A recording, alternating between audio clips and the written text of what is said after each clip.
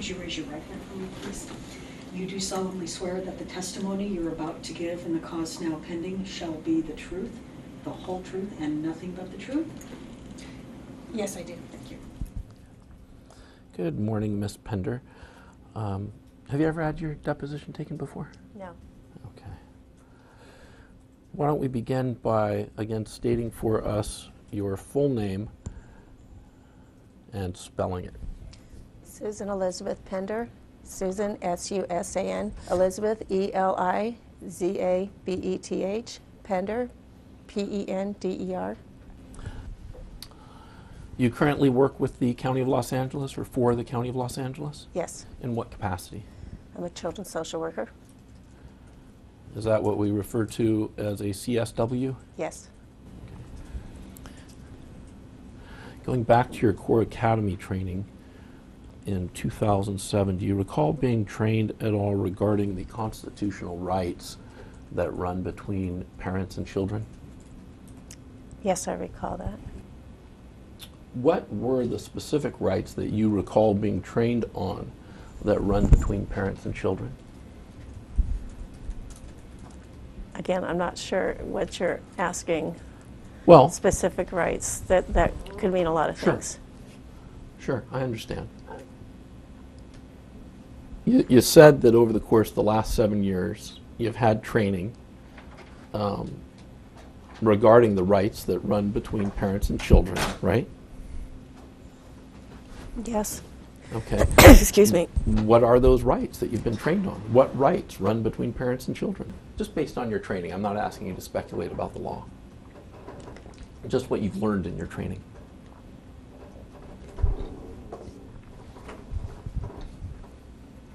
Again, I'm not asking what you, I'm not sure what you're asking because that question could mean a lot of things.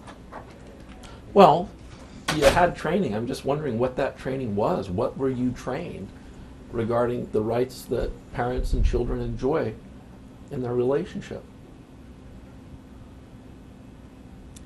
Again, I just want to keep saying that could mean a lot of different things, so I'm not sure how to answer that. That could mean so many different things. Okay, give me an example of one of those many, many things it could mean. Could mean just what pops into your head. Pops into my head. Yeah. When you say But it, that is such a broad question. when you say you've been through over the course of these 7 years, you've been through many trainings regarding the rights that run between parents and children, I'm just wondering what those rights were. What were you trained? Well, it could run from many different things, such as rights of parents to decide on. Okay. I don't know. That seems like a hypothetical. Rights of parents to decide on what?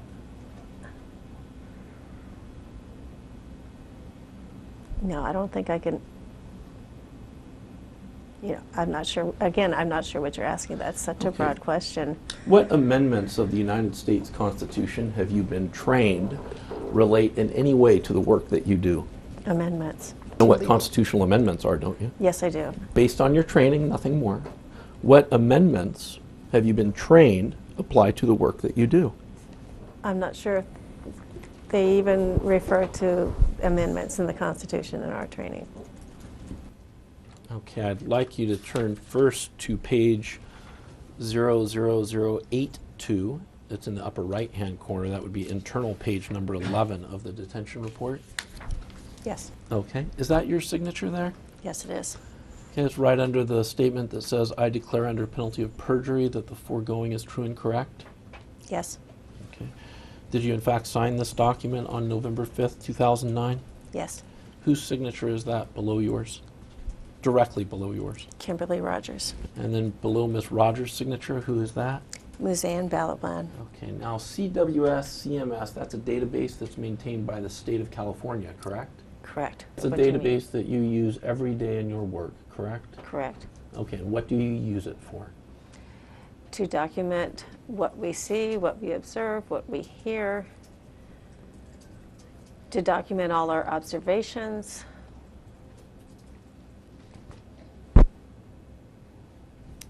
Basically, that's the broadest way of saying it. There's so much more. And when you're talking about what is seen, what is heard, your observations, That's observations that are made of contacts that you make with different people, correct? Correct. And I want to add to that also statements that, parties make. Okay. And is that something that would be contained in a part of CWSCMS that we refer to as delivered service logs? Correct. Do you remember being trained in that course 4 years ago that parents and children have a right to live together without undue governmental interference?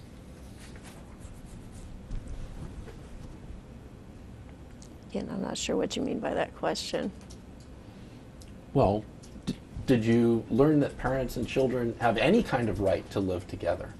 Of course. Okay, describe it to me. What did you learn? What encompasses That's that a right? very broad question. Well, I'm just wondering with your training, what were you trained on?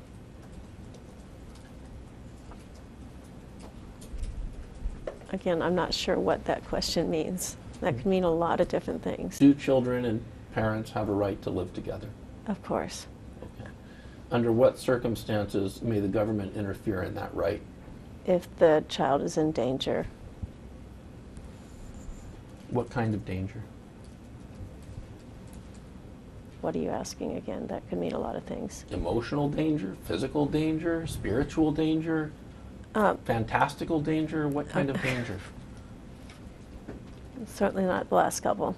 Emotional and physical, yes. Okay.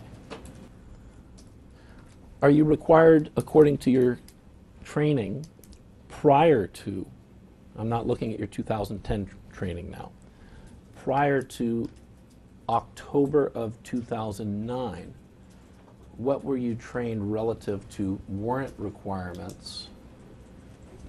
And by warrant requirements, I mean the requirement that you first obtain a warrant before you detain a child. If there is not what is called exigency, I always have trouble saying the word out loud. I know what it means. Okay, so, Okay. sorry to the court reporter. Exigency. If there is not exigency, we are required to obtain a warrant. Okay. If there is no exigency, you're required to obtain a warrant. Did I get that right? Correct. What I'd like to do is, I know that currently, specifically post December 2009, there are policies in place, and there now is training in place all over the place relative to warrant requirements. I recognize that. What I'm trying to get to the bottom of is your experiences with the agency before December 22nd, 2009. Were you aware of whether or not a specific policy relative to the requirements you must meet as a social worker to detain a child without a warrant existed? Again, I don't want to answer that question the way you're phrasing it.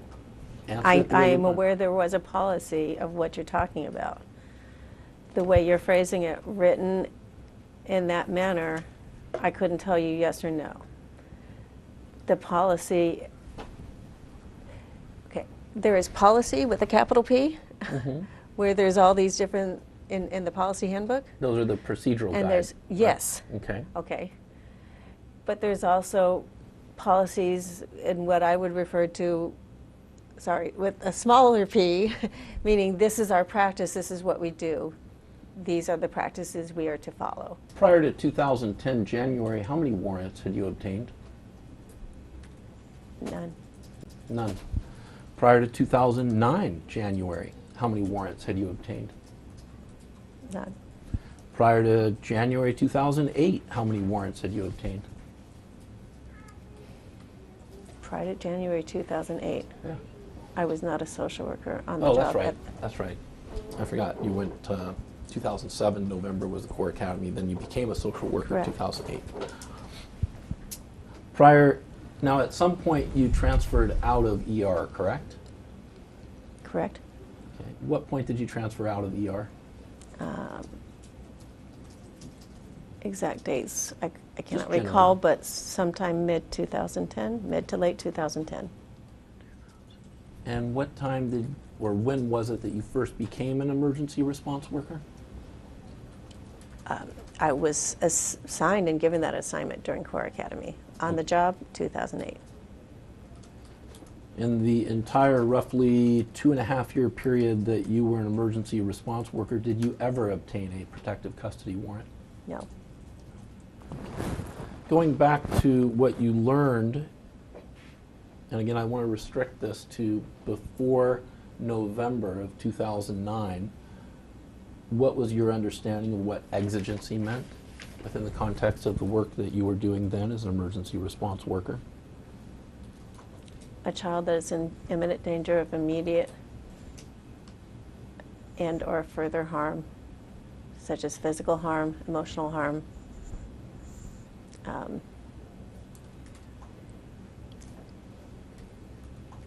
that's not completely exhaustive, but a child that's in immediate danger, yes. Okay. And I want to say also a child that's in immediate danger of possible death or further injury, either internally or external injury. Okay. I'm going to try to summarize what I think you're telling me. Did you hear in your training before November of 2009 that you have to have reasonable and articulable evidence to suggest that the child is in immediate danger of suffering severe bodily injury or death in the time that it would take to get a warrant in order to seize the child without first getting a warrant? Correct. Okay. That's the specific language you were taught. Yes. Okay. Were you also taught that in the county of Los Angeles there are judges on duty 24 hours a day, 7 days a week to review warrant applications? Yes. And that if the warrant application met the legal requirements, the same duty judge who's on call 24/7 could issue a warrant? No, not sure the way you're phrasing it. Okay. Do you know how to put together an application for a protective custody warrant? Yes. Okay. Okay, ma'am, just focusing on your training for a moment. Again, that's training that you had prior to November of 2009. Was it your understanding, based on your training at that time, that a social worker's duty includes protecting the constitutional rights of children and families? Yes, that was my understanding.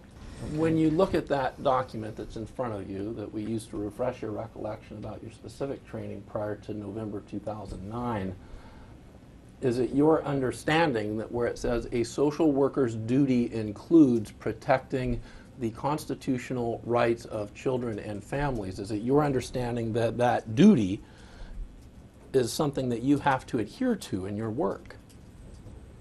You have a duty there to protect those interests, right?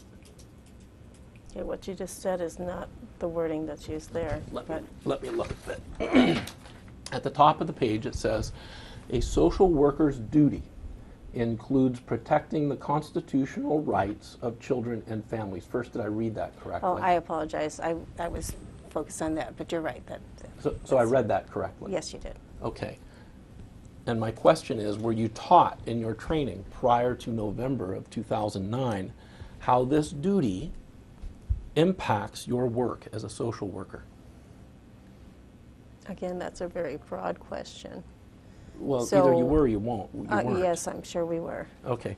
And what were you taught in terms of how that duty impacts your work?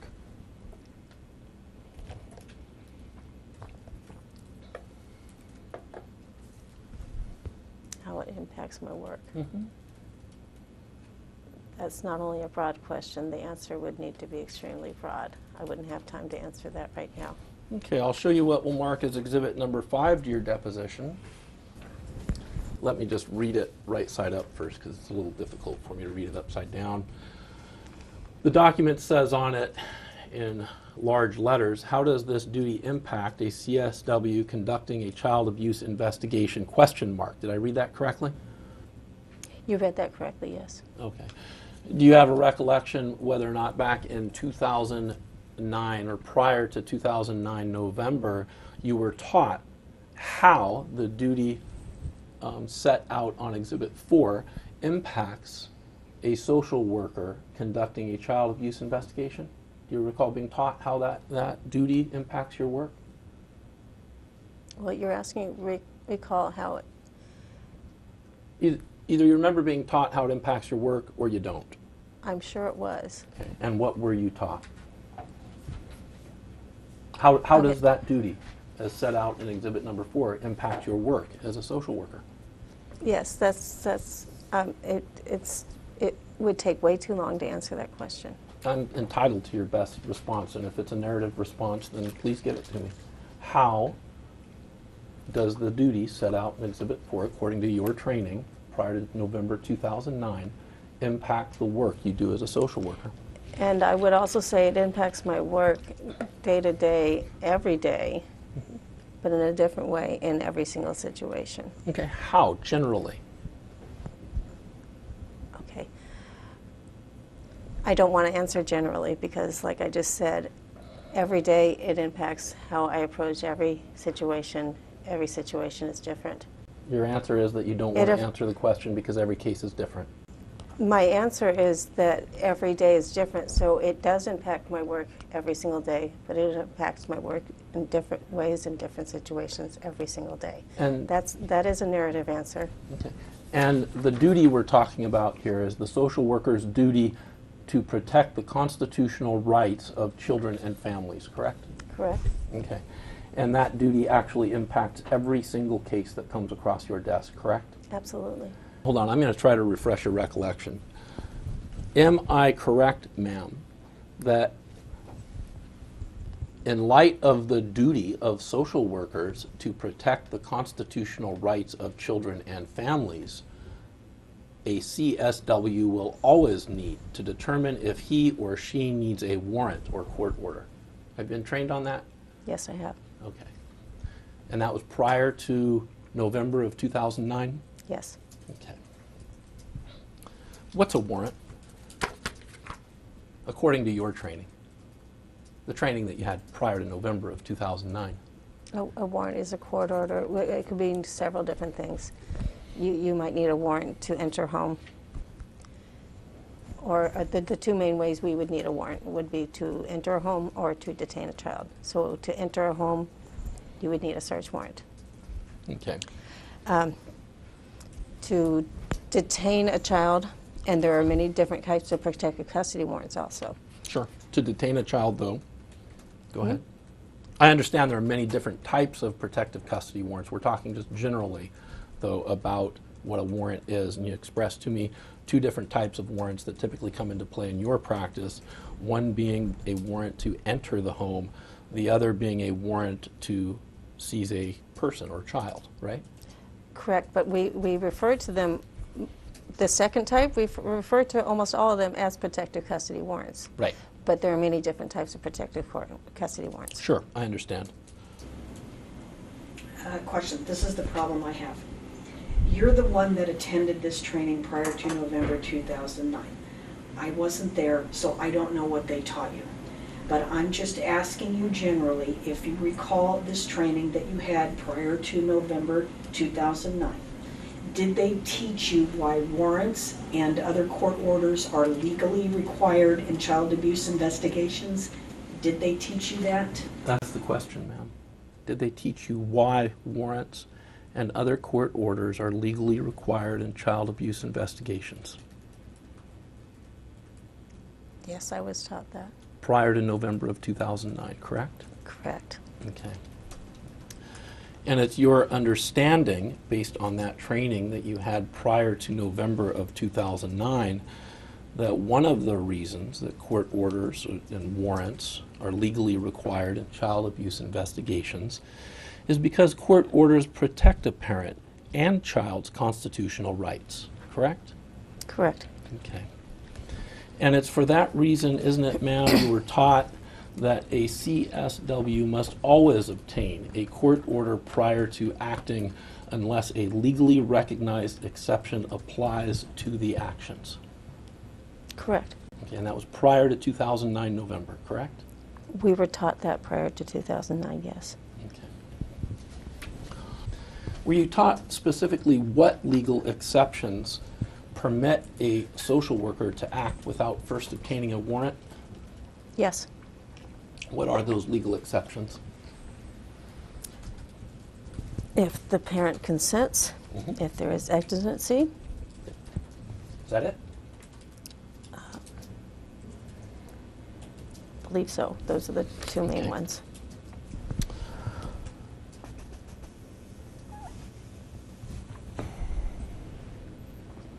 Were you taught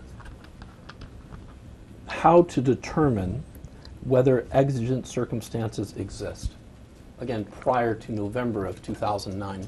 Yes.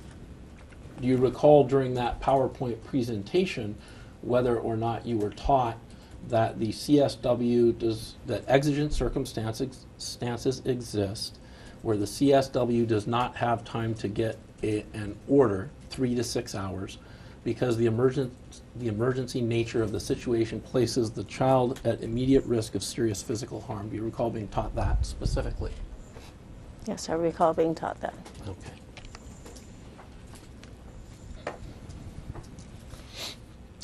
Do you recall being taught that prior to November of 2009?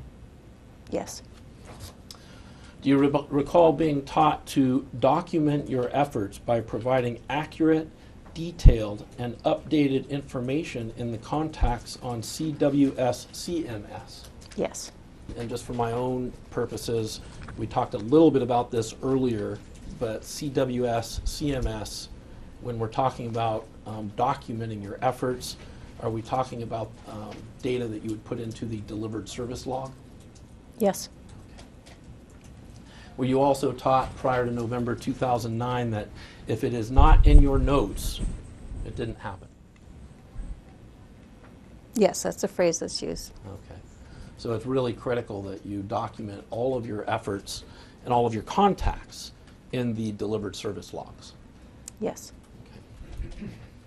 Again, ma'am, when we're talking about the contact notes, that is the delivered service logs, what's supposed to be recorded there is the substance of your conversations with the various witnesses you spoke with, correct? Correct. Okay. Or medical records that you may have reviewed as well, correct? Correct. Okay. That refresh your recollection, ma'am, or rather when I say that, I mean your review of exhibit number 7. Did that refresh your recollection as to whether or not prior to November of 2009 you were taught that a social worker can act without a warrant or court order only if the social worker has reasonable cause to believe the child is in imminent danger of serious bodily injury and the scope of the CSW's intrusion is reasonably necessary to prevent that specific injury? Did that refresh your recollection? Yes. And you were taught that prior to November of 2009, correct? We were taught that, yes. Okay. So am I correct then that according to the training that you had prior to November of 2009, that before you can't just seize the child, you actually have to look and say, okay, is there something we can do to ensure the safety of this child with the parent outside of just seizing the child? Yes, absolutely.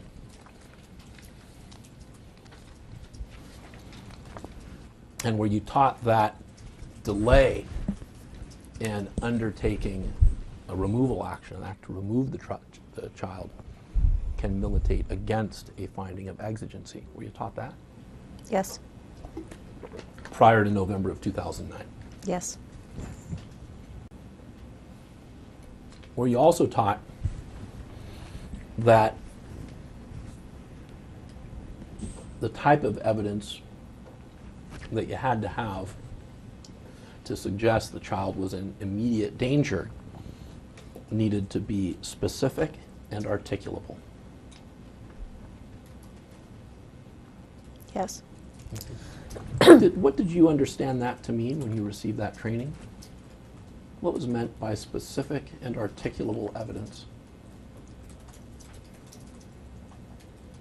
Well, first of all, I'm not even sure whether that phrase would have been used or not used. So that's why not sure how to answer that question. Okay. I understand what that phrase means, but you paired it with in regards to training. And am I correct, ma'am, that you were trained prior to November 2009 that in order to support your claim of exigency to remove the child without a warrant, you had to have specific and articulable evidence? Yes. Were you also trained prior to November of 2009 that the seriousness of the harm does not necessarily mean that there is an exigent circumstance? Okay, I'm not understanding the question again. You can only seize a child without first obtaining a warrant where you have specific articulable evidence to suggest the child is in immediate danger of sustaining severe bodily injury or death in the time it would take to get a warrant. You recall that, right? Yes. Okay. What I'm asking you now is with that concept of severe bodily injury or death. Were you trained that just because the danger that we perceive seems serious, that doesn't necessarily mean that we have an exigent circumstance that would support a warrantless seizure of the child, right? Okay. Are you with me? I'm with you, but Okay. the word serious can mean a lot of things to a lot of different people, so that term seems vague, and it Okay. just seems very vague and broad. Okay, in the context of your training, let's just use it in the context that you recall being trained on that concept. You were trained on that concept, right? Yes. Prior to November of 2009. Yes. Okay. And you were trained that serious, potential for serious injury does not always mean there's an exigency, correct? As far as I'm concerned, it does, but again, it depends on what you're defining as serious. Can I get this next exhibit in order will be exhibit number 10. It's a document titled Caution, Serious Does Not Always Equal Exigent. If you can take a moment to look that over. Yes. Okay. And just let me know when you're done. Oh, yes, I'm finished. Were you trained that the type of harm to the child does not by itself create exigent circumstances? Yes. Okay. I see that. I see what that's saying now, yes. Okay, and you specifically recall that prior to November of 2009, you were in fact trained that the type of harm to the child does not by itself create exigent circumstances, right? Correct. Okay. And you recall also prior to November of 2009 being trained that if no immediate threat of serious physical injury is present, then you must either have consent or go to court to get a warrant or court order. Did you have that training prior to November 2009? Yes, we were trained that. Okay. Do you recall whether or not prior to November of 2009 you were trained that delays in acting, i.e. to seize a child, negate claims of immediate harm? We were trained that, but there's more to what we were trained. We were not trained just that phrase alone, ever in isolation. Ever? We were never trained that phrase alone in isolation. That's why I'm saying that I cannot say yes just to these isolated phrases. I would say yes, we were trained that in context of a much wider concept that each situation is different, and so that concept right there with some circumstances surrounding it would mean one thing, and that concept with other circumstances would mean something else, which is why I can't answer that question you just asked. And you were also trained prior to November of 2009 that delays, including waiting to act until a TDM is conducted or after a safety plan has been implemented, may negate claims of exigent circumstances. No, I do not recall being trained that specific phrase, Okay. those phrases that you were used, no. When you read the statement on this exhibit number 11, quote, delays include waiting to act until a TDM is conducted or after a safety plan has been implemented, end quote, did that refresh your recollection as to whether or not you were trained that delays, including waiting to act until a TDM is conducted, may negate claims of immediate harm.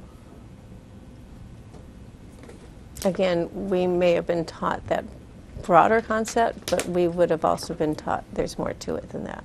Okay, but you do specifically recall prior to November of 2009, at a minimum, being taught that delays, including waiting to act until a TDM is conducted, may weaken a claim of exigent circumstances.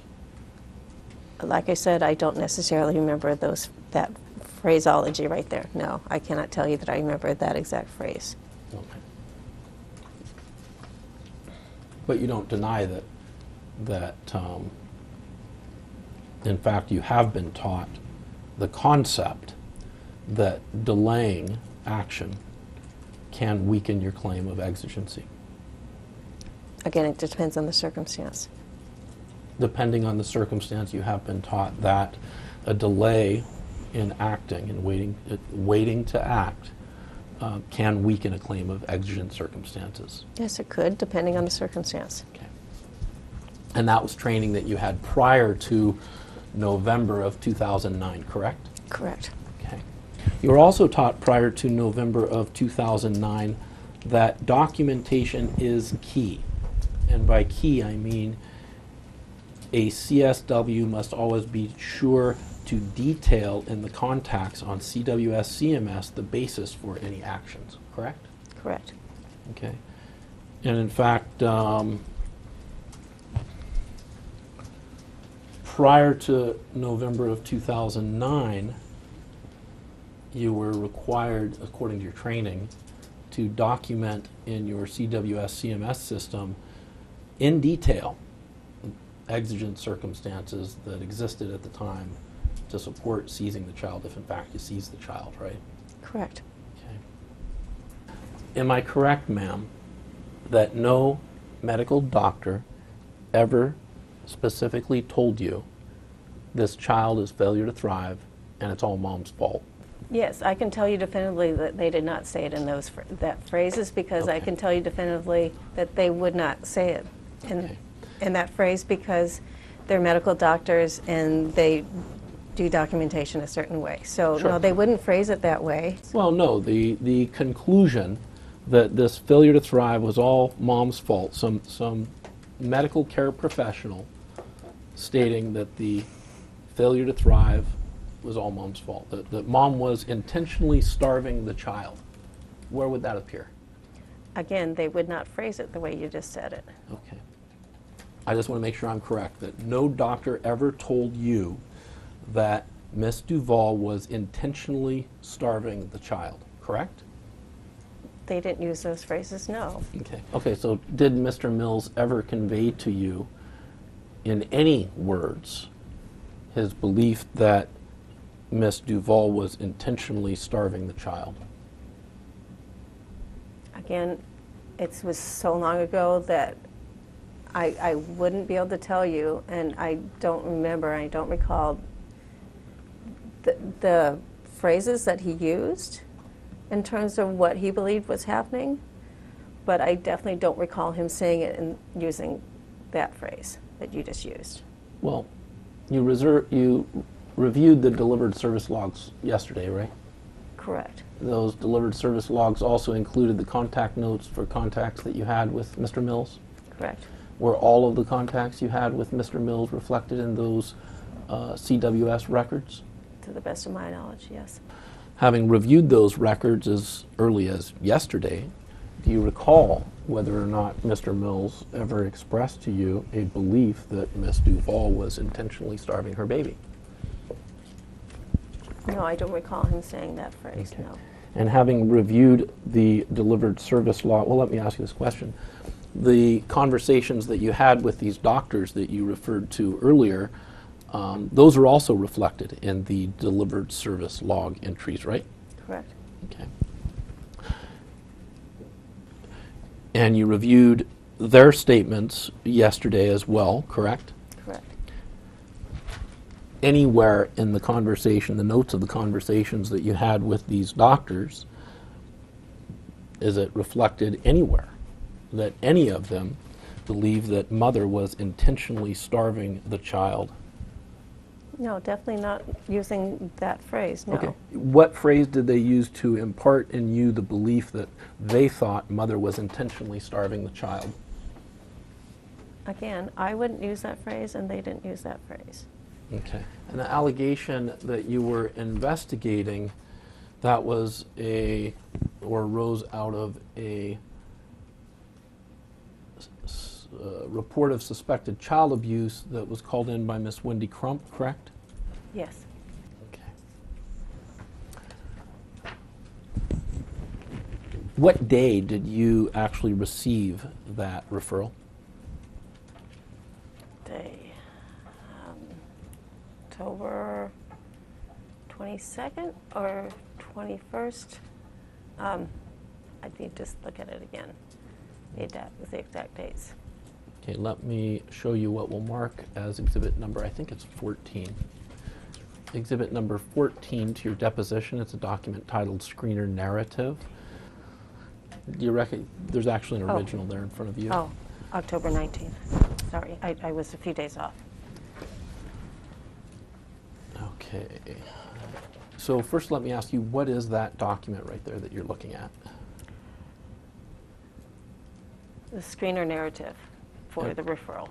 And what is a screener narrative in social worker parlance? That is the narrative that the hotline worker takes down from the reporting party. Okay. And in this narrative, well, let me ask you, at some point in the process, you get this narrative as part of the initiation of your investigation, correct? Correct. Okay, and here what we see in the screener narrative is that the caller, that is Wendy Crump, was concerned about both parents, in that both parents are battling over custodial issues and appeared to neglect the child over medical issues. Did I read that right? Yes. I'm going to mark what is next in order. I think it's exhibit number 15 to your deposition. Do you recognize number 15, exhibit number 15? Oh, yes, I do. I'm sorry. What is exhibit number 15? Delivered service logs. That's the CWS CMS contact notes? Yes, it is. Okay. This is the delivered service log that in your training they were talking about how if it doesn't appear in the delivered service log, it didn't happen, right? Yes. So keeping with your regular practice, once you received exhibit number 14, which is the screener narrative, on October 19th, 2009, you in fact did call Miss Wendy Crump, correct? Correct. And she told you that in fact mother and father were involved in a contentious custody dispute, right? Yes. And then the same day you went to try to make contact with Miss Duvall, the baby Ryan, and Mr. Mills, correct? October 19th? That night I only went to Ms. Duvall's home. But what you do recall specifically of that evening is that you went to Miss Rafaelina Duvall's home, and it looks like you left a card or some sort of indication for her so that she could give you a call back. Correct. And she did give you a call back. Yes. In fact, she called you back the next morning, right? I don't know if 20th? it was in the morning or when, but it was the next day, yes. Okay.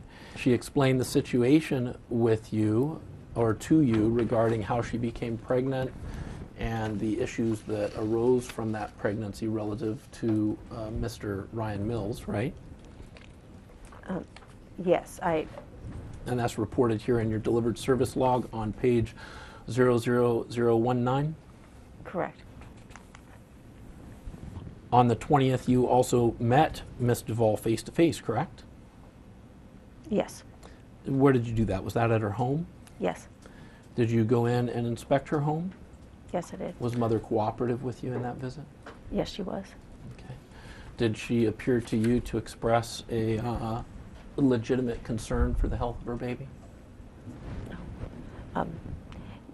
Yes. When I look at pages of exhibit number 15 marked 00019 through 00021, exhibit 15, that's your delivered service logs contact notes, You reviewed these last night, right, or yesterday? Yes. Okay. Do you recall reading the entry for October 20th, 2009 that's depicted at pages 19 through 21 yesterday when you reviewed the delivered service logs? Yes. Okay, and in there, that is a record of the substance of your conversation with Ms. Duval during the in-home meeting that you had with her on October 20th, right? Yes. It says, mother stated that she was referred by Dr. Yim in June to Pasadena Child Development Association for a evaluation/treatment for feeding difficulties and developmental problems, period. First, did I read that correctly? Yes. Does that refresh your recollection as to whether or not mother told you during your face-to-face meeting with her on October 20th that she was in fact aware of her son Ryan's feeding difficulties and developmental problems? Yes, that statement there shows that she was aware of his feeding difficulties, yes. And you remember her telling you that because you wrote it down here. Yes. Okay. In that meeting, she also told you that the fee for going to the Pasadena Child Development Association would have been a one-time fee of $475 and that she would gladly pay for it all by herself, but Ryan's father refused to approve it, so she was never able to take the child.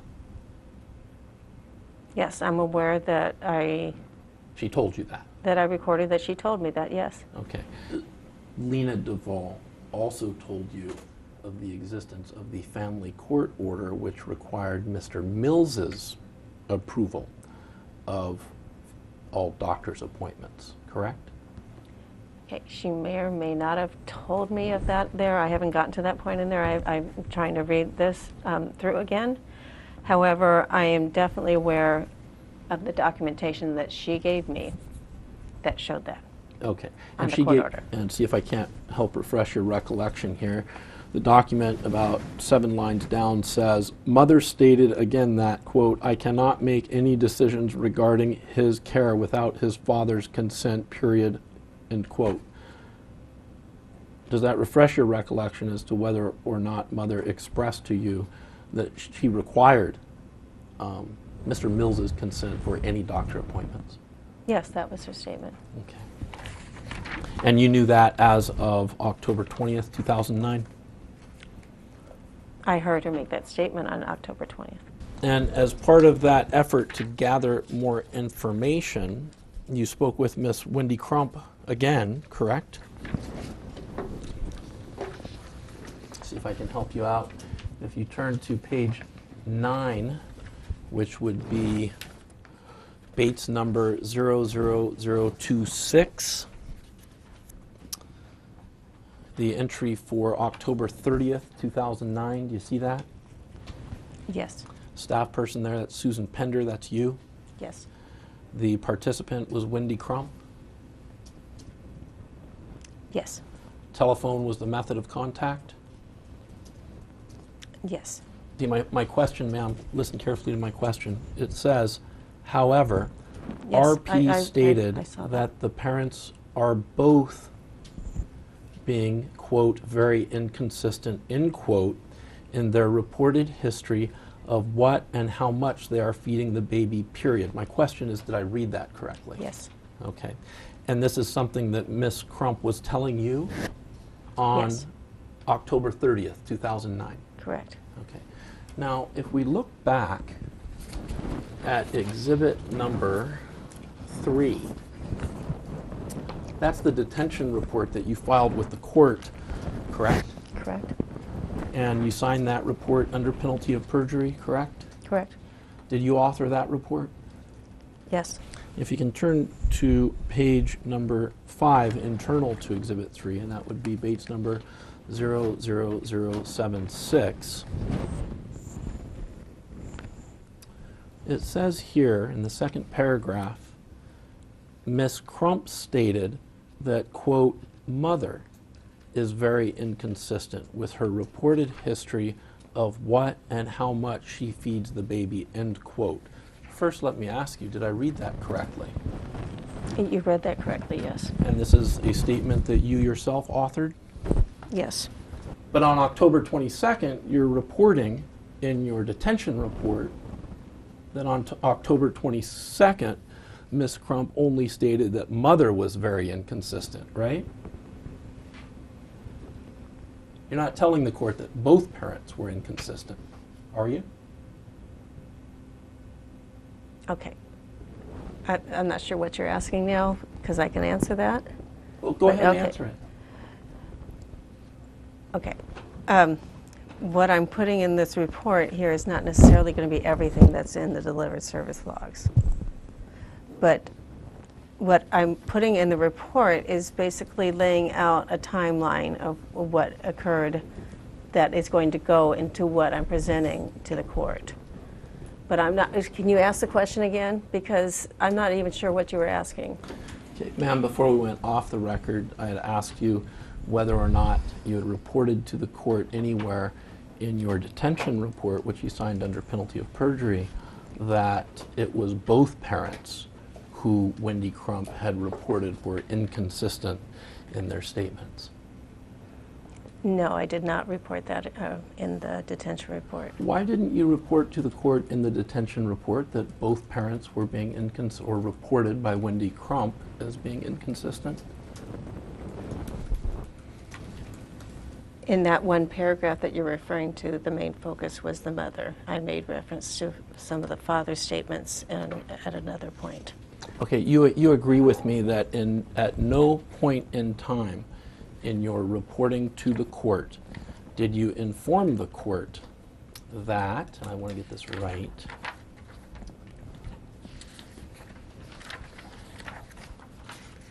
at no point in time did you inform the court that Wendy Crump told you that both parents, mom and dad, both parents, were being very inconsistent in their reported history of what and how much they were feeding the baby?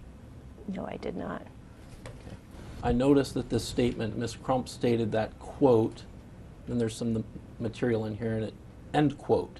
So there's open quotations and closed quotations. When you put those quotation marks there in the report that you're signing under penalty of perjury and submitting to the juvenile court, are you putting those quotation marks there because you want the court to believe that those are the words that were actually spoken by Ms. Crump? Those were the words that were spoken by Ms. Crump. But those aren't the words that you reported in your delivered service logs as having been spoken by Ms. Crump, are they? The only thing I could say is when it may, again, have been a typo and oversight of mine that I would have maybe, and if I looked at that again, I would have, within the quotes, probably put ... to point out the fact that there was, but again, that was not a malicious misstatement or misrepresentation, but it was still a quote. Moving on to the bottom of page 9 of the delivered service logs, that would be the contact date, October 30th, staff person U, participants is blank, method was telephone, but the entry tells us that you received a call from a ELARC worker by the name of Cindy Parras, P-A-R-R-A-S. Do you see that one?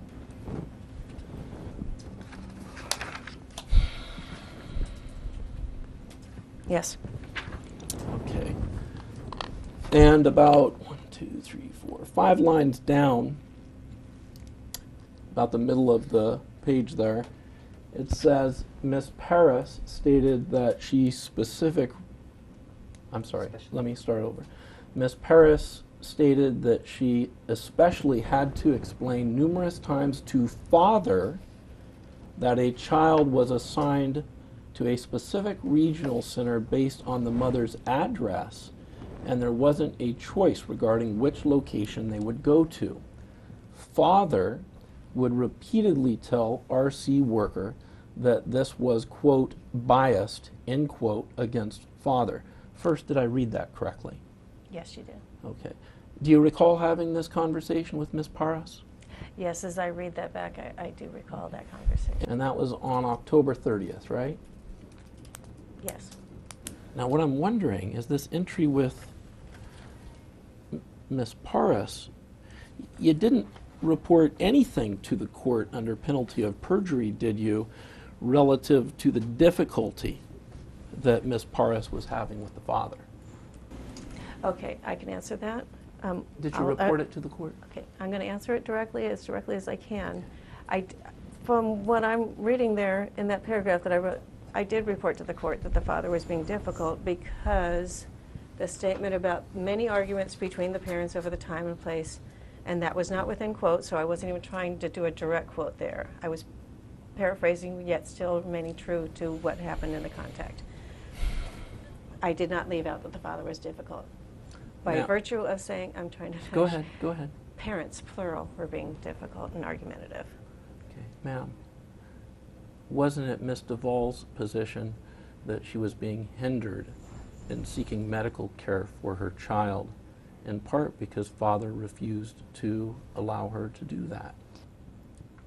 We can go back and read your delivered service log entry for the interview on October 20th with Ms. Duvall if you need that to refresh your recollection. No, I don't. Okay, wasn't Ms. Duvall, her position was that she was having difficulty getting her son the medical care he needed because father would not agree?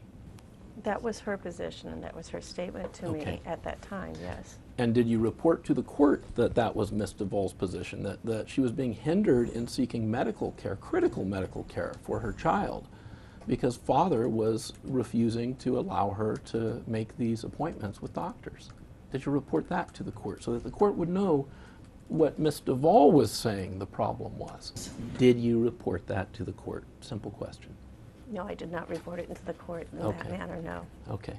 And then looking at the entry for Ms. Paris, in your interview with her, actually stated that she especially had to explain numerous times to father that a child was assigned to a specific regional center based on the mother's address, and there wasn't a choice regarding which location they would go to. She also reported to you that father would repeatedly tell RC worker that this was biased against the father. Ms. Paris told you that, right? Correct. Would you agree with me that that statement there by Ms. Paris would support Ms. Duvall's claim that father was throwing up roadblocks in her ability to seek critical medical care for her child?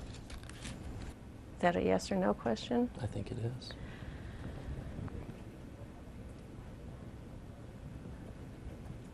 Father was throwing up roadblocks, yes. And you knew that. Yes, I knew that. Okay. Did you report to the court using words just like you just told me or words similar to that?